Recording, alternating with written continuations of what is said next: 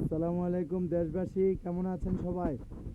আসলে কি বলবো যে আমরা বেশি ভালো নেই। আমাদের মসজিদটা এখনো প্রায় অনেকটা পানির নিচে আছে বললে চলে। আমাদের আমাদের মসজিদে প্রায় মসজিদ অর্ধেকটা পানির নিচে আছে। আমরা এখনো নামাজ পড়তে পারি না। আমরা আশা করছিলাম যে হয়তো 2-1 দিনের মধ্যে আমরা এই সমস্যা থেকে সমাধান পাবো। আসলে আল্লাহ তাআলার অশেষ মেহেরবানি, আমরা সেটা সমাধান পাই নাই। আল্লাহর কাছে আলহামদুলিল্লাহ শুকরিয়া আদায় করি। আসলে আমাদের চেয়ে ক্ষতিগ্রস্ত মানুষ অনেকে আছে, কি বলবো আর। এখন আমার কথা হচ্ছে যে আমরা এই পর্যন্ত এখনও নামাজ পড়তে পারি নাই।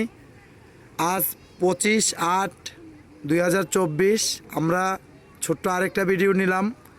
আপনারা সবাই দেখবেন, অবশ্যই দেখবেন, আমাদের জন্য দোয়া করবেন। আল্লাহ তাআলা যেহেতু আমাদের মসজিদটাকে হেফাজত করে, আমাদের পানিটা একটু কমে যায়, আমরা যেহেতু মসজিদে নামাজ পড়তে পারি রীতিমতো, আমাদের জন্য সবাই দোয়া করবেন। দেশবাসী, আসসালামু আলাইকুম।